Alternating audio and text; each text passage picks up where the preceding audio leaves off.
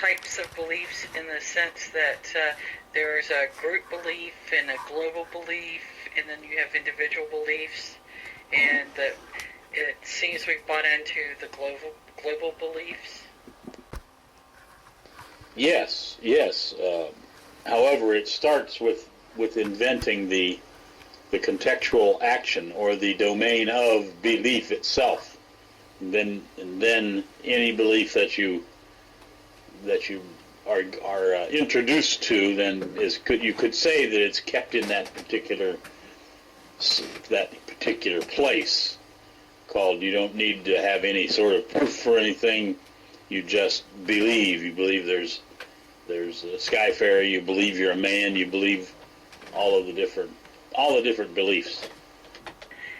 It seems to me that people are wasting their lives devoting energy to these beliefs, the global beliefs, and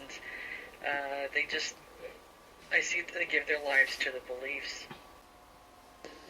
The belief itself actually steals the people's lives.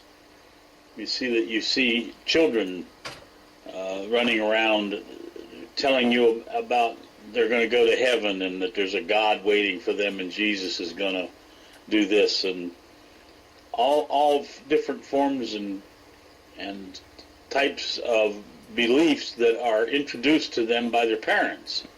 As you know, I have said in here many a time that we are forced into slavery, if you will, or forced into being a robot by the age of 4, and it happens that we are forced to believe things, forced to believe that it's better not to say anything than to be nasty with somebody, or if you can't say something nice, don't say anything at all, and it's strange. Yes, and of course, once you believe in the heavens and the hells and those things, then you can be threatened or rewarded with those things. Go ahead.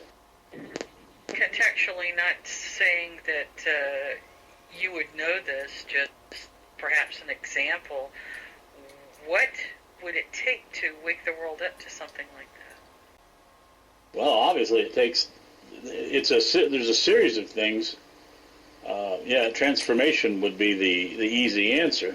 Obviously, transformation is the death of the consciousness that you were forced to fall into, if you will, or to take up, or to become a part of.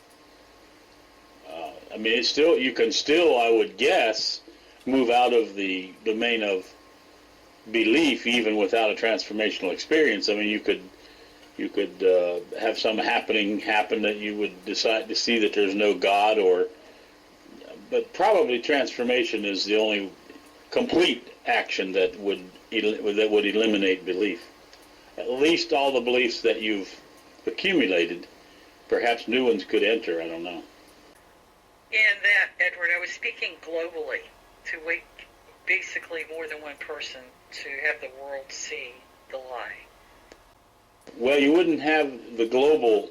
It's kind of strange because it starts off as an individual belief with one person, and then goes to another, and then goes to another, and pretty soon you have Buddhists, you have Christians, you have groups of people who agree on certain beliefs, which they consider to make it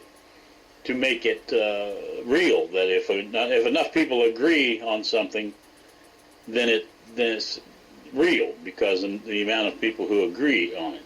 So then it becomes, as you call it, a global or a universal belief, and then the belief itself begins to run us. We have then groups of people like Jewish people and Christian people or Buddhists or Hindus, all the groups of people that believe.